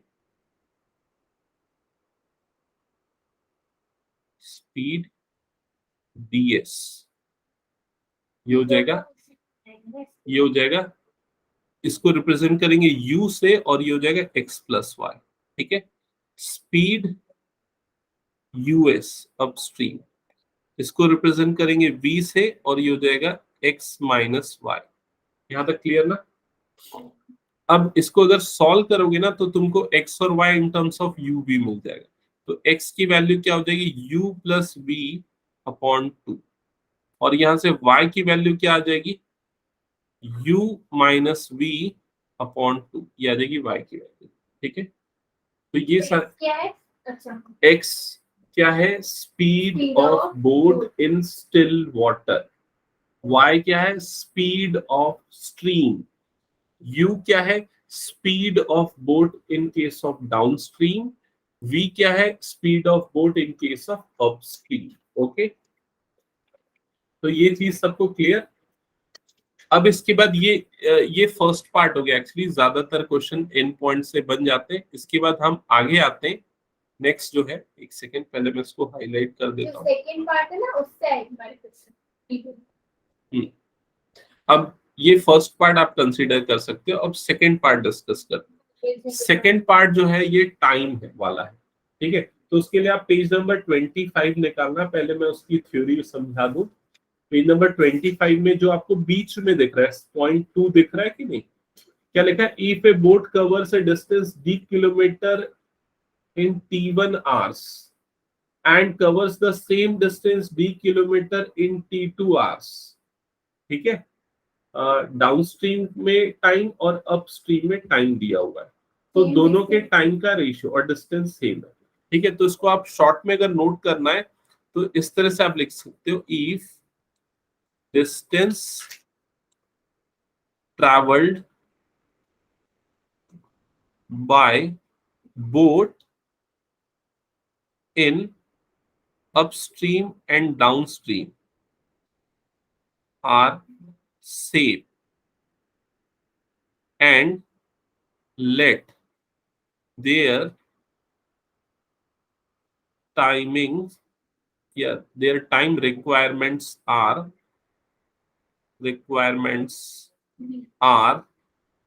T1 नहीं, इसको ना अपस्ट्रीम मैंने पहले लिखा है बुक में, पहले डाउनस्ट्रीम लिखा है। तो एक काम करो, तुम भी ना इस ऑर्डर को चेंज कर दो, पहले डीएस लिखो बाद में यूएस लिखो, नहीं तो कंफ्यूज हो जाओगे। इसको डीएस पहले लिखो, यूएस को बाद में लिखो, ठीक है। डाउनस्ट्रीम और फिर अपस्ट्रीम, और डाउनस्ट्रीम का टाइम को T1 एंड T2 रेस्पेक्टिवली। तो ये सिचुएशन समझ में आई ना, कब ये सिचुएशन अप्लाई होगी, जब बोट जा रही है एक पॉइंट से दूसरे पॉइंट तक और वापस आ रही है। जाते समय मान लो अपस्ट्रीम है और आते समय डाउनस्ट्रीम है, इस तरह का, ठीक है। डिस्टेंस ऑब्वियसली सेम होगा, टू एंड फ्रो मोशन है तो, ठीक है। ओके, तो ये जो टाइम का रेशियो होगा T2 by T1, that will be equals to, sorry, T2 by T1. T2 by T1 that will be equal, हाँ T2 अपस्ट्रीम का टाइम है ना, T2 अपस्ट्रीम का टाइम है और T1 डाउनस्ट्रीम का टाइम है। तो ये हो जाएगा x plus Y divided by x minus Y, या इसको इन शॉर्ट आप u अपॉन v ये भी लिख सकते हो। u मतलब क्या हुआ, u मतलब डाउनस्ट्रीम का स्पीड, या इन, हाँ ये देखो ना ऊपर में क्या लिखा है, लेकिन T2 तो x प्लस, हाँ लेकिन वो T2 मतलब अपस्ट्रीम का टाइम और T यहाँ डाउनस्ट्रीम का स्पीड। इसलिए नहीं, इसलिए क्योंकि यहाँ पर क्या लिखा हुआ है, देखो यहाँ पर ये फॉर्मूला जो मैंने लिखा, टाइम इज इक्वल टू क्या होता है, डिस्टेंस अपॉन स्पीड होता है। यही गलत करके हाँ। तो यहाँ पर u का मतलब क्या हो गया, u का मतलब हो गया स्पीड ऑफ ds। लेकिन आपने इसे ना कंफ्यूज कर दिया, अपस्ट्रीम u रखना चाहिए था और डाउनस्ट्रीम v रखना चाहिए। नहीं, जैसा बुक का नोटेशन है मैं वही फॉलो कर रहा हूँ, नहीं तो ज्यादा कंफ्यूज हो जाता हूँ। स्पीड ऑफ यूएस, ठीक है। और यहाँ पर ये टाइम है, किसका टाइम है, time of US, time US, और यहाँ पर क्या है, टाइम डीएस। तो ये क्लियर ना सबको, ये फॉर्मूला जो अभी हमने लिखा। ओके आगे बढ़े हम। नेक्स्ट, हाँ बोलो। जब जाते तो डाउनस्ट्रीम होता है ना, आते टाइम अपस्ट्रीम होता है ना? नहीं, एक्चुअली वो स्ट्रीम के ऊपर डिपेंड करता है। अगर तुम्हारा डायरेक्शन और स्ट्रीम का डायरेक्शन सेम है तो वो डाउनस्ट्रीम है, जैसे यहाँ पर जो मैंने सिचुएशन लिखी है। ओके ओके, अब वो जाना और आना उसको हम क्लासिफाई नहीं कर सकते, वो क्वेश्चन में मेंशन होता है, ठीक है। हाँ। अब थर्ड पार्ट पे आते हैं। थर्ड जो पॉइंट है वो एक्चुअली इसी फॉर्मूले से डिराइव है। इस फॉर्मूले में मतलब ये वाला जो एक्चुअल फॉर्मूला था, इसको अगर हम आगे सिंप्लीफाई करें तो हम क्या लिख सकते हैं पता है, हम लिख सकते हैं x upon y is equals to T2 plus T1 divided by T2 minus T1। इस फॉर्मूला से कैसे डिराइव हुआ? इस फॉर्मूला से कैसे डिराइव हुआ बताऊं? उसके लिए मुझे बताना पड़ेगा कंपोनेंडो एंड डिविडेंडो, समझाओ। पर आप पढ़ा दो बस जो है। नहीं ये पूछ रही है ना कैसे डिराइव हुआ। नहीं जानना। रिया कितना टाइम पास करेगी। ओके नहीं, जेन्युइनली क्वेश्चन पूछा ठीक है, लेकिन क्या एक्चुअली यहाँ पर इसका डेरिवेशन थोड़ा बड़ा है। ओके फिर आते हैं नेक्स्ट पॉइंट पे, फोर्थ पॉइंट जो उसके नीचे लिखा हुआ है एवरेज स्पीड। तो एवरेज स्पीड के लिए भी आप कंसिडरेशन समझो। यहाँ पर क्या लिखा हुआ है, सपोज एक बोट है that can row at a speed of x km per hour in still water और speed of stream है y km per hour। Page number 26 में फोर्थ पॉइंट एवरेज स्पीड लिखा हुआ है, ठीक है। The boat goes d kilometer downstream in t1 hours and covers the same distance in t2 hours। तो मतलब सेम सिचुएशन यहाँ पर कंसीडर कर रहा है। हाँ डिस्टेंस सेम है, मतलब जो ऊपर वाली सिचुएशन जो यहाँ पर हमने कंसीडर की थी ना, ये उसी सिचुएशन के लिए ये वाला फॉर्मूला एप्लीकेबल है जो अभी हम लिखने वाले हैं एवरेज स्पीड का। तो एवरेज स्पीड का जो फॉर्मूला बनेगा वो है x plus Y into X minus Y divided by x, या फिर आप इसको ऐसा भी समझ सकते हैं u into V divided by x। समझ में आया? अपॉन x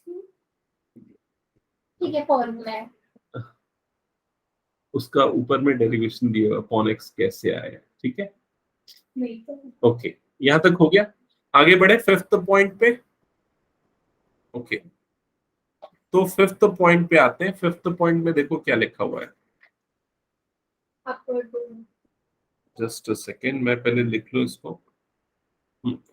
फिफ्थ पॉइंट में लिखा है सेम सिचुएशन यहाँ पर कंसीडर हो रही है और यहाँ पर टोटल टाइम अगर आपको दिया हुआ है टोटल टाइम मतलब आने का टाइम और जाने का टाइम, टोटल टाइम अगर आपको दे दिया है और आपको डिस्टेंस निकालने बोल रहा है, तो उस केस में कैसे बनेगा? तो इस सिचुएशन को समझो पहले।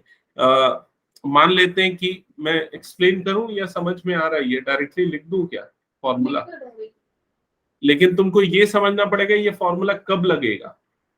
जब डिस्टेंस निकालना है। जब डिस्टेंस निकालना है, हमेशा तब नहीं लगेगा जब तुमको सिचुएशन ऐसा दिया है। देखो मान लो ये वाला एक पर्टिकुलर पॉइंट है, पॉइंट ए।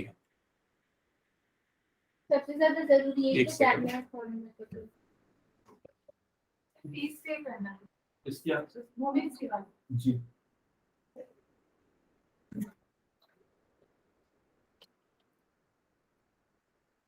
हाँ एक सेकंड, अनुश्री और नैना तुम लोग ट्राई करो क्वेश्चन नंबर 0.5 जो है ना पेज नंबर 27 का, उसको नोट डाउन करो, ठीक है?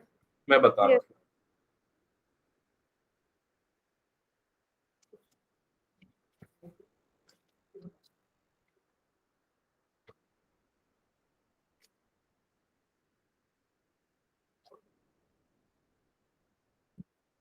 जी मैम, कितना फीस है? 6,000 कंप्लीट हो चुका है। ओके।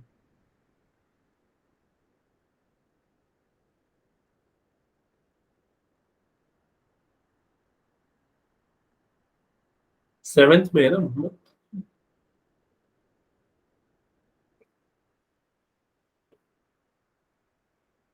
हो गए क्या उसके एग्जाम्स? नहीं सर, अभी फर्स्ट चांस। आज से स्टार्ट हुआ है? कौन से स्कूल में हो? केडी अच्छा।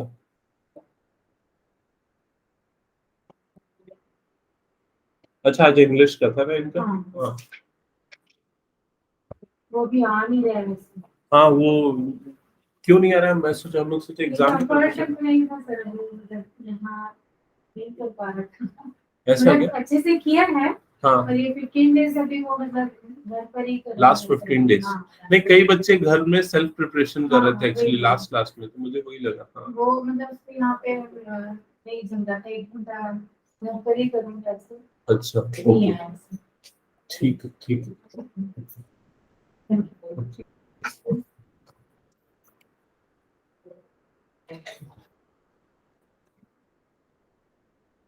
हाँ तो ये नोट डाउन किया तुम लोगों ने? आप सिचुएशन समझा रहे सिचुएशन समझा रहा था, तो मैं क्या बोल रहा था, ये पॉइंट ओ ए है, ठीक है? इस पॉइंट से सपोज वो पर्सन जा रहा है यहाँ इस पॉइंट बी तक, ठीक है? और जाते समय मान लेते हैं कि स्ट्रीम का डायरेक्शन ये है, इस तरफ का डायरेक्शन है, और उसके बोर्ड जो है उसका डायरेक्शन भी ये है। तो वो किस में ट्रैवल कर रहा है, अपस्ट्रीम वाली सिचुएशन में या डाउनस्ट्रीम वाली सिचुएशन में? वो डाउनस्ट्रीम वाली सिचुएशन में ट्रैवल कर रहा है। और डाउनस्ट्रीम का जो हमने टाइम लिया है, डाउनस्ट्रीम का जो टाइम है उसको हमने क्या लिया? T1 लिया है। मतलब उसको जाने में कितना टाइम लगा? यहां से यहां तक जाने में T1 का टाइम लगा। यहां तक क्लियर हुआ? फिर उसके बाद वो वापस आया, वापस कहां तक आया? बी से लेके ए तक, ठीक है? उसको जो टाइम लगा वो T2 लगा, क्योंकि अब वो कौन से स्ट्रीम में आ रहा है? अब वो अप स्ट्रीम में आ रहा है। क्लियर हुआ ये चीज? मान लेते हैं ये दोनों पॉइंट के बीच का डिस्टेंस जो है वो d है, तो उसका जो टोटल डिस्टेंस ट्रैवल हुआ जाने और आने में, वो कितना डिस्टेंस ट्रैवल हुआ? 2d का डिस्टेंस ट्रैवल हुआ। समझ में आया? टोटल जो टाइम लगा उसको आने और जाने को मिला के वो कितना लगा? T1 प्लस T2, ये उसका टोटल टाइम था।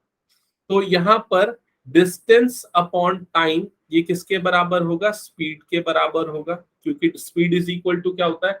Total distance upon total time. Clear हुआ ये चीज? ठीक है? तो अगर यहाँ पर ये जो एवरेज स्पीड है, ये जो आपको एवरेज स्पीड दिख रहा है, इसकी जगह पे हम ये पुट कर देंगे, ये वाली सिचुएशन अगर पुट कर देंगे, तो एवरेज स्पीड की जगह पे क्या आ जाएगा? 2d upon T is equals to ये क्या हो जाएगा? x plus Y into X minus Y divided by क्या हो जाएगा? x। ये t को क्रॉस मल्टीप्लाई करेंगे तो d इज इक्वल्स टू कितना हो जाएगा? ये t into X plus Y into X minus Y upon 2x, यही हो जाएगा। तो ये टोटल डिस्टेंस बिटवीन 2 पॉइंट्स निकलेगा। समझ में आएगी नहीं? ये जो स्पीड हमेशा 2d अपॉन t के बराबर होती है। हाँ average speed 2d upon T के बराबर क्यों होगी?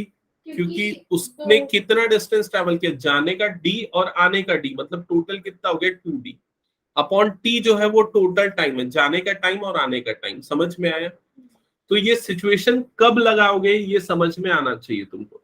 ये तब लगाओगे जब आपको इस तरह का कुछ दे रहा है कि कोई एक पॉइंट से एक बोट जा रही है A से लेके B तक और वापस आ रही है, उस दोनों पॉइंट के बीच का डिस्टेंस आपको निकालना है, दोनों की अपस्ट्रीम और डाउनस्ट्रीम वाली स्पीड दी हुई है, टोटल टाइम दिया हुआ है। सिचुएशन क्लियर सबको? ये अनुश्री, नैना एक बार एक्नॉलेज करो सो दैट मैं आगे बढ़ूं। Okay Yes. ओके। अब इसके फर्दर आते हैं नेक्स्ट पॉइंट पे, सिक्स्थ पॉइंट पे। तो सिक्स्थ पॉइंट चेक करना एक बार, सिक्स पॉइंट क्या लिखा हुआ है। सिक्स्थ पॉइंट है, अगर आपको ये दिया हुआ है, if a boat takes t hours more in going upstream than downstream for covering the same distance d, then मतलब अगर आपको ये दे दिया कि एक बोट है, दो सिचुएशन में दोनों का टाइम डिफरेंस दे दिया, मतलब अगर मान लो आप डाउनस्ट्रीम में जा रहे हो आपको 2 घंटे लग रहे हैं, आप अपस्ट्रीम में जा रहे हो आपको 5 घंटे लग रहे हैं, ठीक है? तो आपका टाइम डिफरेंस कितना हो गया? 3 घंटे का। और अगर आपको वो टाइम डिफरेंस दिया हुआ है, सपोज ये बोल रहा है कि आपको अपस्ट्रीम में जाने में 2 घंटे ज्यादा लगते हैं एज कंपेयर टू डाउनस्ट्रीम, मतलब वो time difference T2 minus T1, exactly correct. तो यहाँ पर T2 माइनस T1 को हम क्या कंसीडर करेंगे? T कंसीडर करेंगे, ऑब्वियसली ठीक है। तो उस केस में अगर आपको डिस्टेंस निकालना है तो ये फॉर्मूला होगा d is equals to t under bracket X square minus Y square divided by 2y, ठीक है? अब ऊपर वाले फॉर्मूले को भी मॉडिफाई करके ऐसा लिख सकते हो, t under bracket X square minus Y square divided by 2x। देखो यहाँ पर दोनों फॉर्मूले एक जैसे हैं लगभग, ये वाले फॉर्मूले में ये आ रहा है, हाँ ये वाले फॉर्मूले में ये आ रहा है, देखो दोनों फॉर्मूले एक जैसे, दोनों में t का मतलब लेकिन अलग है। नीचे वाले में t का मतलब क्या है? दोनों टाइम का डिफरेंस है, और ऊपर वाले में t का मतलब क्या? दोनों टाइम का एडिशन है, टोटल टाइम है। क्लियर हुआ ये चीज? ओके। तो ये सारे फॉर्मूले जो कि अप्लाई होने वाले। अब स्टार्ट करें क्वेश्चन सॉल्व करना। Yes sir. Okay, so exercise 1.4 starting में पहले एक दो इजी क्वेश्चन ले लेते हैं। क्या लिखा हुआ है? A woman can swim 8 kilometre per our in still water, 8 kilometre per our. तो क्या दिया हुआ है क्वेश्चन में, बताओ पहले। x इज इक्वल्स टू 8, ठीक है? हाँ सर, आओ ना। हाँ हाँ, अरे मैं देखा नहीं, ठीक है आ जाओ, देख लो जैसा आप लोग का मुझे, ठीक है? आपको x इज इक्वल्स टू 8 हो गया। स्पीड ऑफ स्ट्रीम कितना दिया हुआ है? 4 किलोमीटर पर आवर, तो ये हो गया y, ठीक है? Find the time taken by the woman to cover a distance of 16 kilometre upstream. तो आपको क्या निकालना है? टाइम निकालना है। टाइम कितना टाइम उसको लगेगा और किसमें कितना टाइम लगेगा। डिस्टेंस आपको दिया हुआ है, डिस्टेंस कितना दिया हुआ है? 16 किलोमीटर। और कौन सी सिचुएशन में बोल रहा है? अपस्ट्रीम। तो अपस्ट्रीम वाली सिचुएशन में स्पीड जो होती है वो क्या होती है? वो होती है x माइनस y, जिसको हम क्या लेते हैं? v। तो पहले ये निकाल लो कि x माइनस वाई या फिर v, ये कितना आ जाएगा? तो ये आ जाएगा 4 किलोमीटर पर आवर। समझ में आ गया? तो अपस्ट्रीम का स्पीड तुमको यहां मिल गया, डिस्टेंस तुमको यहां पर दिया हुआ है और तुमको टाइम निकालना है। समझ में आई ये चीज? तो इसमें पुट कर दो, तो टाइम इज इक्वल्स टू क्या होता है? डिस्टेंस अपॉन स्पीड, मतलब 16 अपॉन 4, तो आंसर क्या आ जाएगा? 4, ठीक है? हाँ, नेक्स्ट क्वेश्चन ट्राई करो, बोल। हाँ जाऊंगा, नहीं ऐसा कुछ भी नहीं, ठीक। हाँ बहुत दिन हो गया आगे।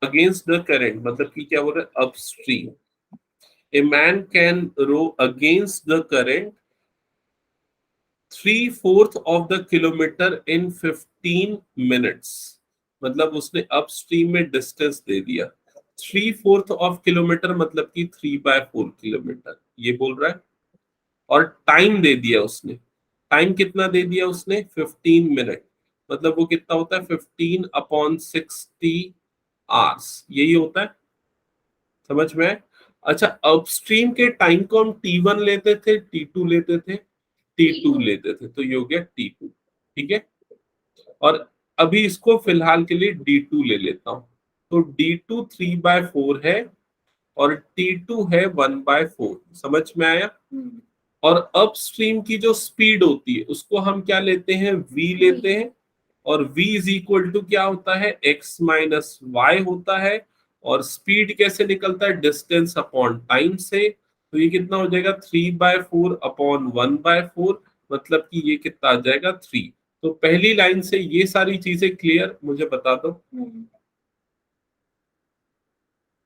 ओके, अब आगे क्या लिखा है, and returns same distance in t minute. तो अब यहाँ पर हम दूसरी चीज पे आते हैं। डिस्टेंस d1 इसका भी सेम है, कितना है, 3/4 है ना। टाइम t1, उसके लिए टाइम t1 कितना हो जाएगा, 10/60 आवर्स, ये हो जाएगा। मतलब t1 इज इक्वल टू कितना हो जाएगा, 1/6। उसकी स्पीड अपस्ट्रीम अब डाउनस्ट्रीम हो जाएगी, और वो कैसे निकलेगा, डिस्टेंस अपॉन टाइम से। मतलब 3/4 डिवाइडेड बाय 1/6, ऐसे ही हो जाएगा। तो कितना आ जाएगा, 18/4, मतलब कि 9/2, ये हो जाएगा उसका स्पीड। क्लियर? अब क्या लिखा हुआ है, based on above information find the ratio of the speed in downstream to the speed in upstream. तो अपस्ट्रीम और डाउनस्ट्रीम के स्पीड का रेशियो तुमको निकालना है। क्वेश्चन क्लियर है? हाँ, v is to u निकालना है ना। u is to v, u upon v, ये निकालना है। ठीक है। ठीक है, तो अभी देखो तुम लोगों को मैंने यहाँ पर जो लिखाया था वो T1 अपॉन T2 वाला थर्ड वाला फॉर्मूला याद है? ये देखो, T1 upon T2 is equals to क्या था, देखो रिकॉल करो, ये वाला जो सामने दिख रहा है, T2 upon T1 is equal to क्या था, U अपॉन V। ठीक है, तो यहाँ पर U upon V is equals to कितना हो जाएगा, T2 अपॉन T1 हो जाएगा। और T2 तुमको दे रखा है, कितना दे रखा है, 1/4। और T1 कितना दे रखा है, 1/6। इसको मिनट में भी रखोगे तो भी कोई प्रॉब्लम नहीं, आंसर वहीं से आ जाएगा। ठीक है, तो मिनट में अगर रखना चाहो तो मिनट में रखो, नहीं तो ऐसे रखो, 1/4 डिवाइडेड बाय 1/6, तो आंसर आएगा 3/2। हाँ,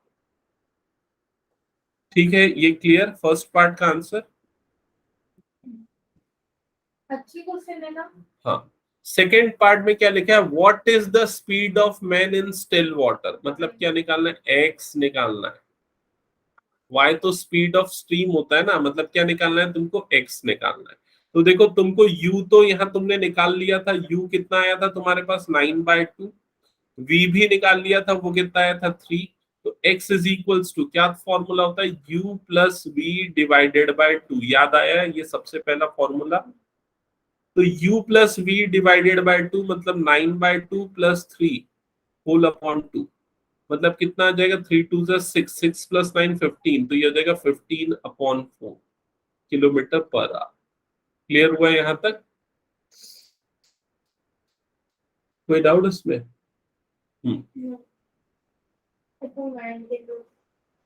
आगे बढ़े। नेक्स्ट क्या लिखा है, if a man can row a distance 3 kilometre against the stream then he would cover the distance dash. Against the stream बोल रहा है, मतलब कौन सा case, upstream.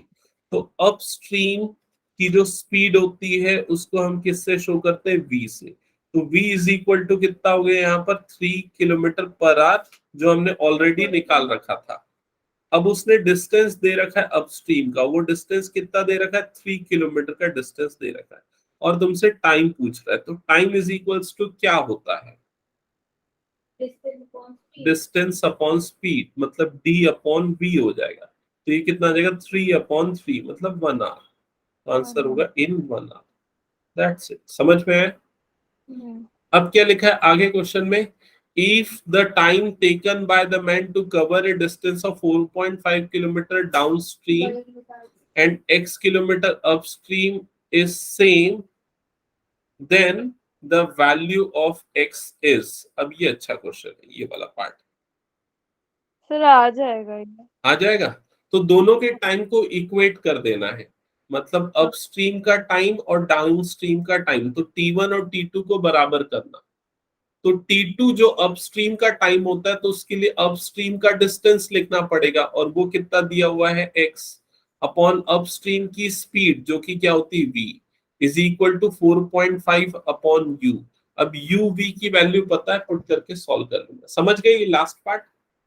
Yes sir. x kilometre, अच्छा distance time is equal to distance upon speed वाला formula मैंने लगाया और बस उससे आगे। ठीक है, 3 आएगा क्या? v की वैल्यू कितनी है? 3। तो x upon 3 is equals to 4.5 upon u की वैल्यू कितनी थी? 15 अपॉन 4 है ना, तो 15 अपॉन 4, तो ये आ जाएगा x is equals to 4.5 divided by 15 into 4 upon 4 into 3, ऐसा हो जाएगा। 3 1 सा 3 5 सा, फिर उसके बाद 5 1 सा 5 9 सा 0.9 आ जाएगा। 36 3.6 आएगा ये तो। 15/4 क्यों लिए हो आप? u की वैल्यू है ना, नहीं सॉरी मैंने गलत ले लिया क्या? बहुत लिया आपने। 9/2 होगा ना? हाँ 9/2, सॉरी 9/2 करेक्शन है, चेक कर लेंगे। ठीक है, हाँ सैंपल पेपर का एक क्वेश्चन देख लेते हैं। चलो, सैंपल पेपर का कौन सा क्वेश्चन है बोले? Question number 24। 24। क्वेश्चन पढ़ना एक बार, क्वेश्चन पढ़ो तो। A boatman takes हाँ A boatman takes half as much time in rowing his boat for a certain distance downstream than upstream. अच्छा, अब ये अपस्ट्रीम और डाउनस्ट्रीम का कंपैरिजन दिया हुआ है, डिस्टेंस सेम ट्रैवल हो रहा है, तो टाइम का कंपैरिजन दिया हुआ है क्या? हाँ। क्या मिल रहा है? A boatman takes half as much as time in rowing his boat for a certain distance downstream. Downstream में आधा टाइम लगता है। डाउनस्ट्रीम और अपस्ट्रीम, तो बोला डाउनस्ट्रीम में अपस्ट्रीम से आधा टाइम लगता है, तो मान लेते हैं डाउन अपस्ट्रीम में T2 लग रहा है, डाउनस्ट्रीम में T1 लग रहा है, तो क्वेश्चन के according T1 is equal to T2 upon 2, यही मतलब हुआ ना इसका। हाँ, आगे पढ़ो। What is the ratio between his speed of rowing the boat in still water and speed of the current? मतलब x अपॉन y की वैल्यू तुमको निकालनी है, और तुमको ये दे दिया हुआ है, तो x अपॉन y का सीधा फॉर्मूला है, x upon y is equals to क्या था, मैंने लिखवाया था अभी थोड़ी देर पहले। देखो यहाँ पर x अपॉन y का ये formula T1 T2 plus T1 upon T2 minus T1, उसी फॉर्मूले को लिख दो, T2 plus T1 upon T2 minus T1। समझ में आए? अब यहां से तुम T2 की वैल्यू T1 से रिप्लेस कर सकते हो, तो रिप्लेस कर दोगे तो 2T1 plus T1 divided bye 2T1 minus T1, ऐसे ही होगा, तो 3T1 अपॉन T1 हो जाएगा। ठीक है, T1 और T1 कैंसल आउट होगा, तो क्या बच जाएगा यहाँ पर 3:1, या फिर सिंपली 3 हो जाएगा आंसर। समझ गए?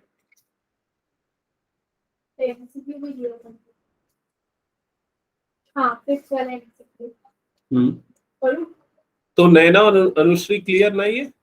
Yes sir. हाँ पढ़ो। A person can row a boat along the stream of the river at 10 km per hour and against the stream in 6 km per hour. तो तुमको u और v दे दिया हुआ है ना, हाँ। along the स्पीड दिया हुआ है ना, किलोमीटर पर आवर स्पीड ही होता है। u की वैल्यू कितनी है? 10 किलोमीटर पर आवर, और v की वैल्यू कितनी है? 6 kilometre per our. What is the speed of the stream flow? मतलब y की वैल्यू निकालनी है, u minus v upon 2.